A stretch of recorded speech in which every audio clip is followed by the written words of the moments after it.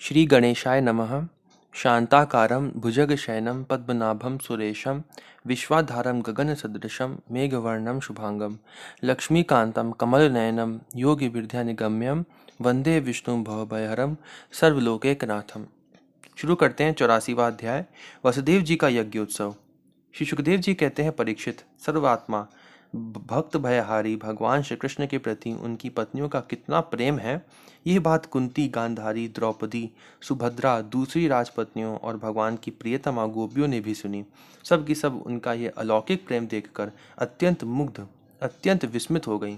सबके नेत्रों में प्रेम के आंसू छलक आए। इस प्रकार जिस समय स्त्रियों से स्त्रियां और पुरुषों से पुरुष बातचीत कर रहे थे, उसी समय बहुत से ऋषि मुनि भगवान श्री कृष्ण और बलराम जी का दर्शन करने के लिए वहां आए।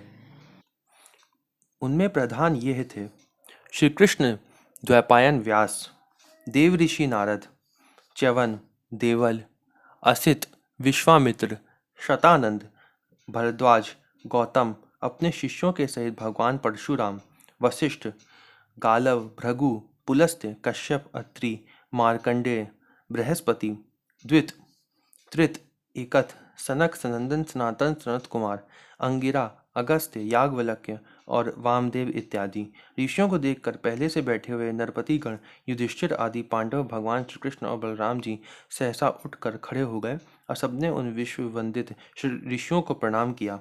इसके बाद स्वागत आसन, पाद्य, अर्घ्य, पुष्पमाला, धूप और चंदन आदि से सब राजाओं ने तथा बलराम जी के साथ स्वयं भगवान श्री कृष्ण ने उन सब ऋषियों की विधि पूर्वक पूजा की।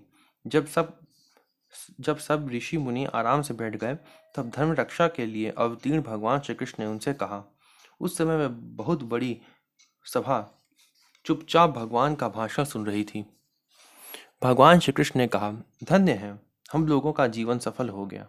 आज जन्म लेने का हमें पूरा पूरा फल मिल गया, क्योंकि जिन योगेश्वरों का दर्शन बड़े बड़े देवताओं के लिए भी दुर्लभ है, अत्यंत दुर्लभ है, उन्हीं का दर्शन हमें प्राप्त हुआ है।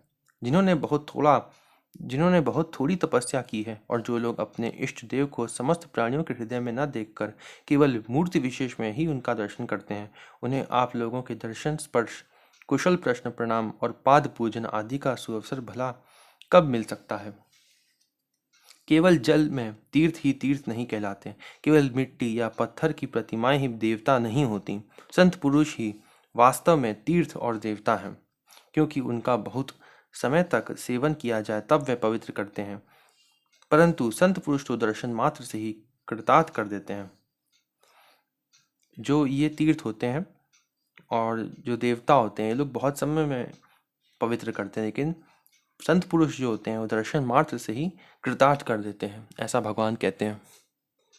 अग्नि, सूर्य, चंद्रमा, तारे, पृथ्वी, जल, आकाश, वायु, वाणी और मन के अधिष्ठात्र देवता उपासना करने पर भी पाप का पूरा पूरा नाश नहीं कर सकते, क्योंकि उनकी उपासना से भेद बुद्धि का नाश नहीं होता। वह और भी बढ़ती है, परंतु यदि घड़ी दो घड़ी भी ज्ञानी महापुरुषों की सेवा की जाए तो वह सारे पाप ताप मिटा देते हैं, क्योंकि वे भेद बुद्धि के विनाशक हैं। महात्माओं और सभासदों, जो मनुष्य वात, पित्त और कफ, इन तीन धातुओं से बने हुए शवतुल्य शरीर को ही आत्मा, अपना मैं, स्त्री पुरुष आदि को ही अपना और मिट्टी, पत्थर, काष्ठ आदि पार्थिव विकारों को ही इष्ट देव मानता है, तथा जो केवल जल को ही तीर्थ समझता है, ज्ञानी महापुरुषों को नहीं, वह मनुष्य होने पर भी पशुओं में भी नीच गधा ही है। श्री सुखदेव जी कहते हैं, परीक्षित, भगवान श्री कृष्ण अखंड ज्ञान संपन्न है। उनका ये गुण भाषण सुनकर सब के सब ऋषि मुनि चुप रह गए। उनकी बुद्धि चक्कर में पड़ गई, वे समझ ना सके भगवान ये क्या कह रहे हैं। उन्होंने बहुत देर तक विचार करने के बाद यह निश्चय किया कि भगवान सर्वेश्वर होने पर भी जो इस प्रकार सामान्य कर्म परतंत्र जीव की भांति व्यवहार कर रहे हैं, यह केवल लोक संग्रह के लिए ही है। ऐसा समझकर वे मुस्कुराते हुए जगत गुरु भगवान श्री कृष्ण से कहने लगे। मुनियों ने कहा, भगवान, आपकी माया से प्रजापतियों के अधीश्वर मरीचित आदि तथा बड़े बड़े तत्वज्ञानी हम लोग मोहित हो रहे हैं। आप स्वयं ईश्वर होते हुए भी मनुष्य की सी चेष्टाओं से अपने को छिपाए रखकर जीव की भांति आचरण करते हैं। भगवान, सचमुच आपकी लीला अत्यंत विचित्र है, परम आश्चर्यमयी है। जैसे पृथ्वी अपने विकारों, वृक्ष, पत्थर, घट आदि के द्वारा बहुत से नाम और रूप ग्रहण कर लेती है, वास्तव में वह एक ही है, वैसे ही आप एक और चेष्टाहीन होने पर भी अनेक रूप धारण कर लेते हैं और अपने आप से ही इस जगत की रचना, रक्षा और संहार करते हैं। पर यह सब करते हुए भी इन कर्मों से लिप्त नहीं होते, जो सजाति, विजाति और स्वगत भेद शून्य एक रस अनंत है। उसका यह चरित्र लीला मात्र नहीं तो और क्या है। धन्य है आपकी यह लीला भगवान। यद्यपि आप प्रकृति से परे स्वयं परब्रह्म परमात्मा हैं, तथापि समय समय पर भक्तजनों की रक्षा और दुष्टों का दमन करने के लिए विशुद्ध सत्व में श्री विग्रह प्रकट करते हैं और अपनी लीला के द्वारा सनातन वैदिक मार्ग की रक्षा करते हैं, क्योंकि सभी वर्णों और आश्रमों के रूप में आप स्वयं ही प्रकट हैं। भगवान, वेद आपका विशुद्ध हृदय है। तपस्या, स्वाध्याय, धारणा, ध्यान और समाधि के द्वारा उसी में आपके साकार निराकार रूप और दोनों के अधिष्ठान स्वरूप परब्रह्म परमात्मा का साक्षात्कार होता है। परमात्मन, ब्राह्मण ही वेदों के आधारभूत आपके स्वरूप की उपलब्धि के स्थान है। इसी से आप ब्राह्मणों का सम्मान करते हैं और इसी से आप ब्राह्मण भक्तों में अग्रगण्य भी हैं। आप सर्वविध कल्याण साधनों की चरम सीमा हैं और संत पुरुषों की एकमात्र गति हैं। आपसे मिलकर आज हमारे जन्म, विद्या, तप और ज्ञान सफल हो गए। वास्तव में सबके परम फल आप ही हैं। प्रभु, आपका ज्ञान अनंत है। आप स्वयं सच्चिदानंद रूप परब्रह्म परमात्मा भगवान हैं। आपने अपनी अचिंत्य शक्ति योग माया के द्वारा अपनी महिमा छिपा रखी है और हम आपको नमस्कार करते हैं। भगवान की यहाँ पे शक्ति का एक नाम आया है, योग माया। भगवान की हम तीन शक्तियाँ कह सकते हैं। जैसे एक होती है भगवान की माया शक्ति, जो जड़ होती है, और एक होती है जीव शक्ति, जो हम लोग हैं, और तीसरी होती है भगवान की योग माया, जो जो हमने पहले गोपियों के बारे में पढ़ा था कि वो हलादिनी शक्ति होती है, वो भी योग माया के अंदर ही आएंगी। आगे पढ़ते हैं। ये सभा में बैठे हुए राजा लोग और दूसरों के दो बात ही क्या, स्वयं आपके साथ आहार विहार करने वाले यदुवंशी लोग भी आपको वास्तव में नहीं जानते। यहाँ लिखा है कि भगवान के साथ जो आहार विहार करते हैं और यदुवंशी हैं वो भी आपको नहीं जानते हैं। वेद भी ऐसा कहते हैं कि भगवान को कोई नहीं जान सकता। ये जब हम उपनिषद वाली मैं वीडियोस निकालूंगा तो उसमें ये बहुत अच्छे से बताऊंगा कि वहाँ पे ऐसा लिखा हुआ है कि भगवान को कोई नहीं जानता, लेकिन जिस पर वो कृपा कर देते हैं केवल वो जान सकता है। अपने बल से उसको कोई नहीं जान सकता, जिस पर वो कृपा कर दें वो जान सकता है। आगे पढ़ते हैं। लिखा है, क्योंकि आपने अपने स्वरूप को, जो सबका आत्मा, जगत का आदि कारण और नियंता है, माया के पर्दे से ढक रखा है। जब मनुष्य स्वयं स्वप्न देखने लगता है, उस समय स्वप्न के मिथ्या पदार्थों को ही सत्य समझ लेता है और नाम मात्र की इंद्रियों से प्रतीत होने वाले अपने स्वप्न शरीर को ही वास्तविक शरीर मान बैठता है। उसे उतनी देर के लिए इस बात का बिल्कुल भी पता ही नहीं रहता कि स्वप्न शरीर के अतिरिक्त एक जागृत अवस्था का शरीर भी है। ठीक इसी प्रकार जागृत अवस्था में भी इंद्रियों की प्रवृत्ति रूप माया से चित्त मोहित होकर नाम मात्र के विषयों में भटकने लगता है। उस समय भी चित्त के चक्कर से विवेक शक्ति ढक जाती है और जीव ये नहीं जान पाता कि आप इस जागृत संसार से परे हैं। यहाँ पे संतों ने ऐसा बताया है कि जैसे हम लोग जब स्वप्न में होते हैं तो हम लोग ये नहीं समझ पाते कि ये स्वप्न जो है वो झूठा है, और हम जो इस स्वप्न के जो पात्र जो हम हैं स्वप्न में, वो हम नहीं हैं।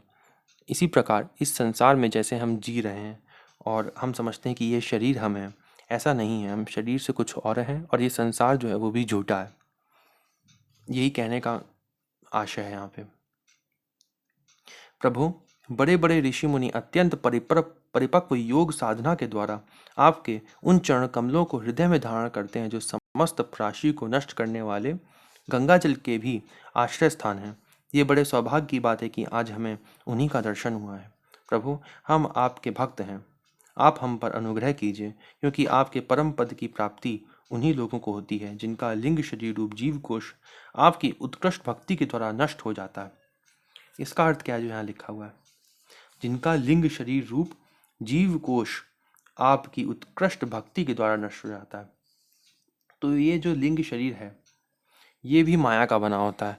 इसमें जितनी भी वस्तुएं आप देख रहे हैं, एक तो भगवान है, एक जीव है, जीव जिसको हम आत्मा भी बोलते हैं, एक वो है, और तीसरी माया है। यही 3 तत्व होते हैं, बाकी सब कुछ माया है। हमारा मन, हमारी बुद्धि, जो सूक्ष्म शरीर होता है वो भी माया होती है। तो उस सूक्ष्म शरीर को लिंग शरीर भी बोलते हैं, ठीक है। तो जो हमारा मन बुद्धि माया वाले हैं, वो जब भगवत प्राप्ति होती है तो वो हमारा मन बुद्धि, वो वाले मन बुद्धि नहीं रहते, वो नष्ट हो जाते हैं और नए मन बुद्धि मिलते हैं हमको। वो जो दिव्य वाले, यहाँ पे मैंने बताया था ना, यहाँ मैंने बताया था योग माया जो भगवान की शक्ति होती है, ये योग माया वाले हमको मन बुद्धि भगवान देते हैं, फिर वो दिव्य होते हैं। ये योग माया दिव्य शक्ति होती है भगवान की। तो जब भगवत प्राप्ति होती है तो माया वाले जो मन बुद्धि और अहंकार, जो पूरा सूक्ष्म शरीर होता है, अभी हम 10वें स्कंद पढ़ रहे हैं ना, 11वें स्कंद में जो उद्धव और कृष्ण संवाद आता है, उसमें जो उद्धव जी हैं वो भी ये पूछते हैं कि भगवान ये बताइए कि ये सूक्ष्म शरीर में कितने तत्व होते हैं। तो वहाँ पे भी मैं अच्छे से श्री कृष्ण भगवान ने अच्छे से एक्सप्लेन करा है और हम भी उसको पढ़ेंगे। और ये बताया है कि कुछ संत लोग 27 बताते हैं, कुछ 15 बताते हैं, कुछ 17 बताते हैं। जैसे है ना, 5 कर्मेंद्रियाँ, 5 ज्ञानेंद्रियाँ, वो सब मिलाकर होता है सूक्ष्म शरीर, वो भी पूरा मायिक होता है। और भगवत प्राप्ति होने पर वो नष्ट हो जाता है और भगवान हमको नए दिव्य मन बुद्धि देते हैं। इसीलिए यहाँ पे ऐसा लिखा है, लिंग शरीर जीव कोश आपकी उत्कृष्ट भक्ति के द्वारा नष्ट हो जाता है। ठीक है, आगे पढ़ते हैं। श्री सुखदेव जी कहते हैं, राजऋषि, भगवान की इस प्रकार स्तुति करके और उनसे राजा धृतराष्ट्र से तथा धर्मराज युधिष्ठिर से अनुमति लेकर उन लोगों ने अपने अपने आश्रम पर जाने का विचार किया। परम यशस्वी वसुदेव जी उनका जाने का विचार देखकर उनके पास आए और उन्हें प्रणाम किया और उनके चरण पकड़कर बड़ी नम्रता से निवेदन करने लगे। वसुदेव जी ने कहा, ऋषियों, आप लोग सर्वदेव स्वरूप हैं, मैं आप लोगों को नमस्कार करता हूँ। आप लोग कृपा करके मेरी एक प्रार्थना सुन लीजिए। वह ये है कि जिन कर्मों के अनुष्ठान से कर्मों और कर्म वासनाओं का आत्यंतिक नाश, मोक्ष हो जाए, उनका आप मुझे उपदेश कीजिए। इन्होंने ऐसे पूछा कि ऐसे अनुष्ठान बताइए हमको जिससे कर्म और कर्म वासना अत्यंतिक नाश हो जाए, जिससे कर्मों की वासनाओं का भी नाश हो जाए, मतलब इच्छाओं का भी नाश हो जाए। यहाँ पे इसका अर्थ है इच्छाओं का, हमारी जो कामना है वो ही नष्ट हो जाए और सारे कर्म भी नष्ट हो जाए और मोक्ष हो जाए, उनका आप उपदेश कीजिए। मतलब मोक्ष भी मैंने बताया थे 5 प्रकार के होते हैं। कहने का आशय है कि भगवत प्राप्ति का साधन बताइए आप मुझे, वसुदेव जी ने पूछा। तब नारद जी ने कहा, ऋषियों, यह कोई आश्चर्य की बात नहीं है कि वसुदेव जी श्री कृष्ण को अपना बालक समझकर शुद्ध जिज्ञासा के भाव से अपने कल्याण का साधन हम लोगों से पूछ रहे हैं। संसार में बहुत पास रहना मनुष्यों के अनादर का कारण हुआ करता है। देखते हैं, गंगा तट पर रहने वाला पुरुष गंगा जल छोड़कर अपनी शुद्धि के लिए दूसरे तीर्थ में जाता है। श्री कृष्ण की अनुभूति समय के फेर से होने वाली, जगत की सृष्टि, स्थिति और प्रलय से मिटने वाली नहीं है। वह स्वतः किसी दूसरे निमित्त से, गुणों से और किसी से भी क्षीण नहीं होती। उनका ज्ञानमय स्वरूप राग द्वेष आदि क्लेश, पुण्य पापमय कर्म, सुख दुख आदि कर्म फल तथा सत्व आदि गुणों के प्रभाव से खंडित नहीं है। वह स्वयं अद्वितीय परमात्मा है। जब वे अपने को अपनी ही शक्तियां, प्राण आदि से ढक लेते हैं, तब मूर्ख लोग ऐसा समझते हैं कि वे ढक गए, जैसे बादल, कोहरा या ग्रहण के द्वारा अपने नेत्रों के ढक जाने पर सूर्य को ढका हुआ मान लेते हैं। परीक्षित, इसके बाद ऋषियों ने भगवान श्री कृष्ण, बलराम जी और अन्य राजाओं के सामने ही वसुदेव जी को संबोधित करके कहा, कर्मों के द्वारा कर्म वासनाओं और कर्म फलों का आत्यंतिक नाश करने का सबसे अच्छा उपाय यह है, यज्ञ आदि के द्वारा समस्त यज्ञों के अधिपति भगवान विष्णु की श्रद्धापूर्वक आराधना करें। ये यहाँ पे लिखा है यज्ञ करने के लिए, ठीक है। भगवत प्राप्ति का साधन यहाँ क्या बताया गया है? यज्ञ करने के लिए। अब जब भगवान श्री कृष्ण ने अवतार लिया था, तब कौन सा युग चल रहा था? तब चल रहा था द्वापर युग। सतयुग, त्रेता और द्वापर में भगवत प्राप्ति का साधन बताया जाता है यज्ञ। सतयुग में तब बताया जाता था। वैसे ही कलयुग में नाम जप बताया जाता है। भगवत प्राप्ति का साधन, इसलिए यहाँ पे यज्ञ बताया गया। आगे पढ़ते हैं। त्रिकालदर्शी ज्ञानियों ने शास्त्र दृष्टि से यही चित्त की शांति का उपाय, सुगम मोक्ष साधना और चित्त में आनंद उल्लास करने वाला धर्म बताया है। अपने न्याय अर्जित धन से श्रद्धापूर्वक पुरुषोत्तम भगवान की आराधना करना ही द्विजाति ब्राह्मण क्षत्रिय और वैश्य गृहस्थ के लिए परम कल्याणमय मार्ग है। वसुदेव जी, विचारवान पुरुष को चाहिए कि यज्ञ दान आदि के द्वारा धन की इच्छा को, गृहस्थोचित भोगों द्वारा स्त्री पुत्र की इच्छा को और कालक्रम से स्वर्ग आदि भोग भी नष्ट हो जाते हैं, इस विचार से लोकेक्षणा को त्याग दे। यहाँ पे क्या लिखा है, इसका अर्थ क्या है जो लोकेक्षणा को त्यागने का कहा गया है? पहले लिखा है, मैं फिर से पढ़ता हूँ उसको। लिखा है, यज्ञ और दान से धन की इच्छा को त्यागे, गृहस्थोचित भोगों से स्त्री पुत्र की इच्छा को त्यागे और कालक्रम से स्वर्ग आदि भोग भी नष्ट हो जाते हैं, इस विचार से लोकेक्षणा को त्याग दे। इसको त्यागने के लिए क्यों कहा गया है? जैसे गीता में भी ऐसा लिखा है कि जो बुरे कर्म हैं जो उनको नहीं करने चाहिए, उसको सकाम कर्म से दबाओ, उसको सकाम कर्म से रोको उसको, और सकाम कर्म को निष्काम कर्म से रोको। भगवान ने निष्काम कर्म करने की आज्ञा दी है, सकाम कर्म करने की आज्ञा नहीं दी है, लेकिन वो एक प्रोसेस है जिसमें ये बताया गया है कि अच्छे कर्मों को बुरे कर्म से त्यागो और फिर अच्छे कर्म को भी छोड़ दो निष्काम कर्म से। ठीक है, इसलिए यहाँ पे ऐसा बताया गया है। आगे बढ़ते हैं। इस प्रकार धीर पुरुष घर में रहते हुए तीनों प्रकार की ऐषणाओं इच्छाओं का परित्याग करके तपोवन का रास्ता लिया करते थे। समर्थ वसुदेव जी, यहाँ लिखा है जैसे तपोवन का रास्ता लिया करते थे। जैसे 4 आश्रम होते हैं ना, ब्रह्मचर्य, गृहस्थ, वानप्रस्थ और सन्यास। ऐसा हमारा सिस्टम बनाया गया था पहले कि पहले तो ब्रह्मचर्य में पढ़ाई पूरी करें अपनी, उसके बाद गृहस्थ में चले जाएं, और गृहस्थ के बाद जब गृहस्थ का पूरा काम हो जाए तब उसको बिल्कुल छोड़ दें और वानप्रस्थ में चले जाएं। और वानप्रस्थ और सन्यास में अंतर क्या होता है? उसमें जो नियम होते हैं ना, वानप्रस्थ में थोड़े हल्के होते हैं और सन्यास में बहुत कठिन होते हैं। उसमें बहुत बहुत कठिन नियम होते हैं सन्यास में। इच्छाओं का परित्याग करके तपोवन का रास्ता लिया करते थे पहले। आगे पढ़ते हैं। लिखा है, समर्थ वसुदेव जी, ब्राह्मण क्षत्रिय और वैश्य ये तीनों देवता ऋषि और पितरों का ऋण लेकर ही पैदा होते हैं। इनके ऋणों से छुटकारा मिलता है यज्ञ अध्ययन और संतान उत्पत्ति से। उनसे उऋण हुए बिना ही जो संसार का त्याग करता है उसका पतन हो जाता है। परम बुद्धिमान वसुदेव जी, आप अब तक ऋषि और पितरों के ऋण से तो मुक्त हो चुके हैं, अब यज्ञों के द्वारा देवताओं का ऋण चुका दीजिए और इस प्रकार सबसे उऋण होकर गृह त्याग कीजिए, भगवान की शरण हो जाइए। वसुदेव जी, आपने अवश्य ही परम भक्ति से जगदीश्वर भगवान की आराधना की है, तभी तो वह आप दोनों के पुत्र हुए हैं। सुखदेव जी कहते हैं, परीक्षित, परम मनस्वी वसुदेव जी ने ऋषियों की यह बात सुनकर उनके चरणों में सिर रखकर प्रणाम किया, उन्हें प्रसन्न किया और यज्ञ के लिए ऋत्विजों के रूप में उनका वर्णन कर लिया। राजन, जब इस प्रकार वसुदेव जी ने धर्मपूर्वक ऋषियों को वर्णन कर लिया, तब उन्होंने पुण्य क्षेत्र कुरुक्षेत्र में परम धार्मिक वसुदेव जी के द्वारा उत्तमोत्तम सामग्री से युक्त यज्ञ करवाए। यहाँ पे जैसे हम लोग ने अभी पढ़ा था कि उन्होंने कहा कि वसुदेव जी, आपने ऋषि और पितृ ऋण से तो मुक्त हो चुके हैं, आप अब देवताओं से मुक्त होने के लिए, उनके ऋण से उऋण होने के लिए, ये 3 ऋण होते हैं, देव ऋण, ऋषि ऋण और पितृ ऋण। ठीक है, पितृ ऋण जो संतानोत्पत्ति से पूरा हो जाता है, और देवताओं का जो ऋण होता है वो यज्ञ करने से होता है। अब आप हम लोग ये सोच सकते हैं कि क्या हम लोगों को भी ऐसे ही ये तीनों ऋण चुकाने पड़ेंगे और फिर भगवान की शरण ग्रहण करनी होगी? इसका इसका उत्तर क्या होगा? इसका उत्तर होगा नहीं, हम लोगों को ये तीनों ऋण चुकाने की आवश्यकता नहीं है।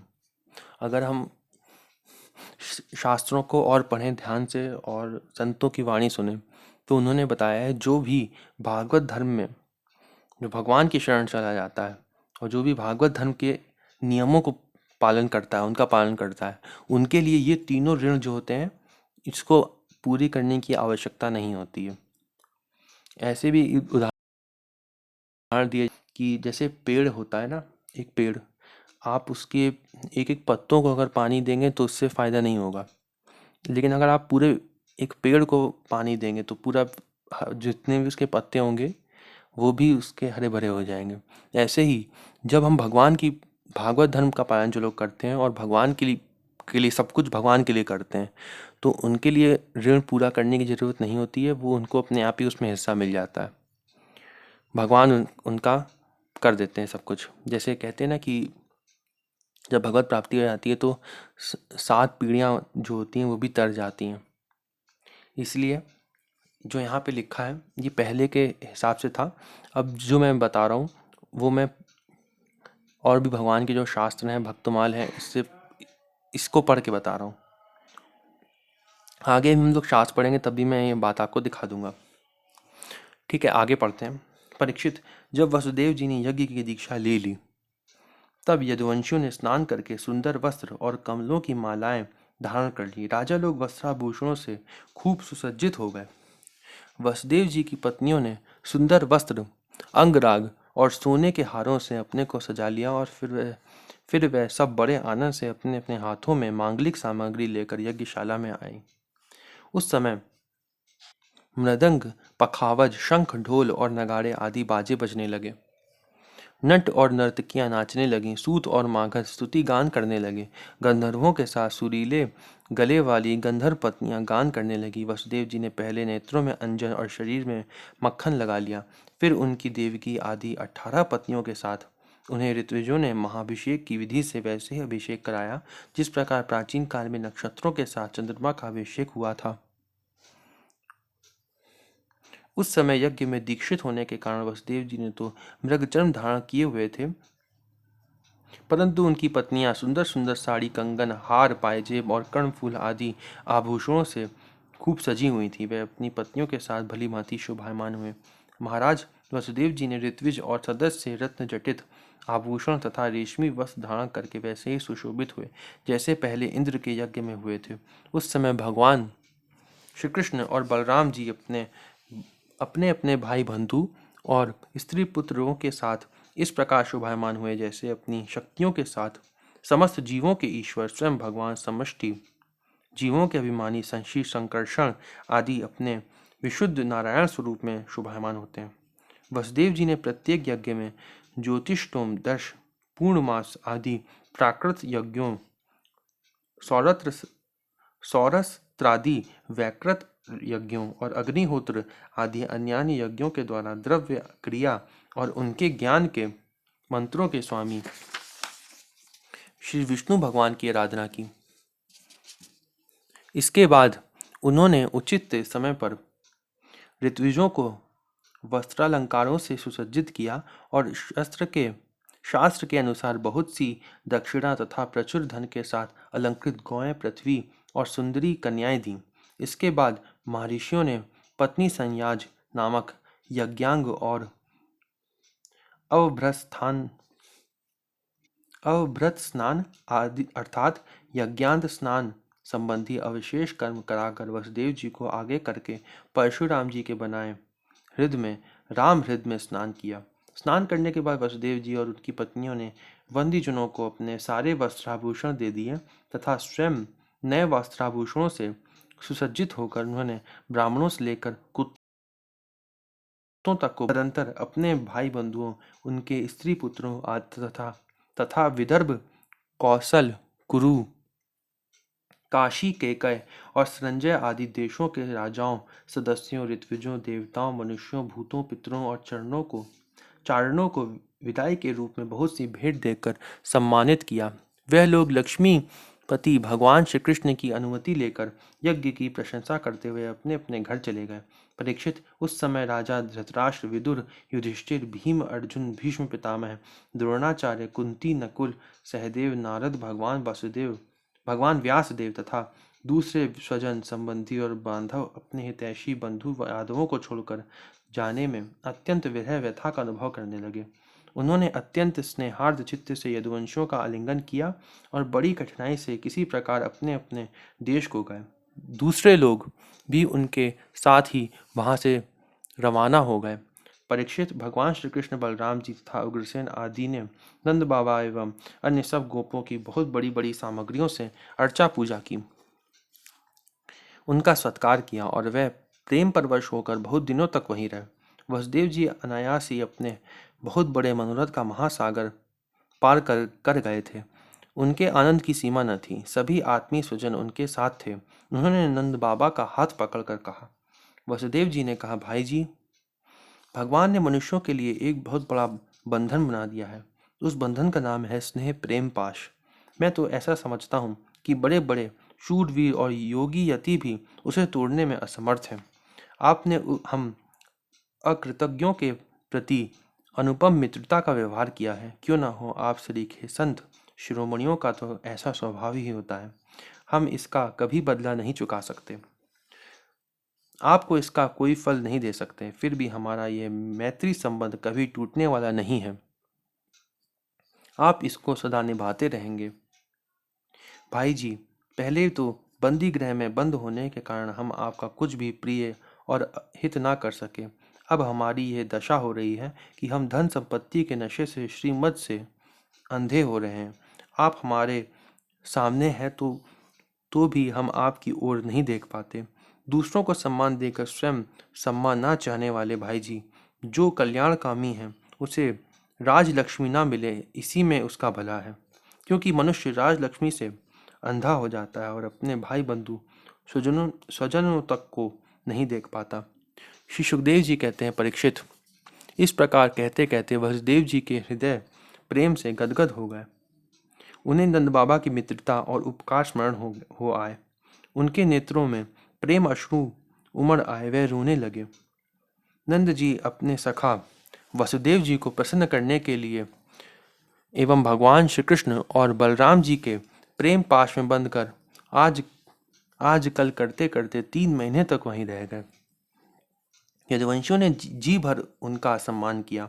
इसके बाद बहुमूल्य आभूषण, रेशमी वस्त्र, नाना प्रकार की उत्तमोत्तम सामग्रियों और भोगों से नंद बाबा को, उनके व्रजवासी साथियों को और बंधु बांधवों को खूब तृप्त किया।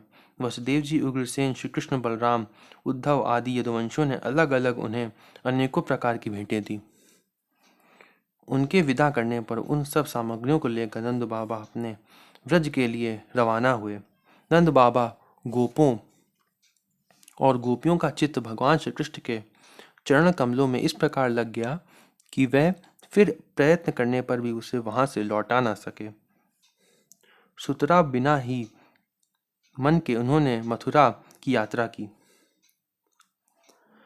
जब सब बंधु बांधव वहां से विदा हो चुके, तब भगवान श्री कृष्ण को ही एकमात्र इष्ट देव मानने वाले यदुवंशियों ने यह देखकर कि अब वर्षा ऋतु आ पहुंची है, द्वारका के लिए प्रस्थान किया। वहां जाकर उन्होंने सब लोगों से वसुदेव जी के यज्ञ महोत्सव, स्वजन संबंधियों के दर्शन मिलन आदि तीर्थ यात्रा के प्रसंगों को कह सुनाया। यह अध्याय यहीं पर समाप्त होता है। हम लोग अगला अध्याय अगली वीडियो में पढ़ेंगे। 85वां अध्याय, श्री भगवान के द्वारा वसुदेव जी को ब्रह्म ज्ञान का उपदेश तथा देवकी के 6 पुत्रों को लौटा लाना। ये बहुत ही अच्छा अध्याय होने वाला है। अगली वीडियो में इसको हम पढ़ेंगे। ओम नमो भगवते वासुदेवाय।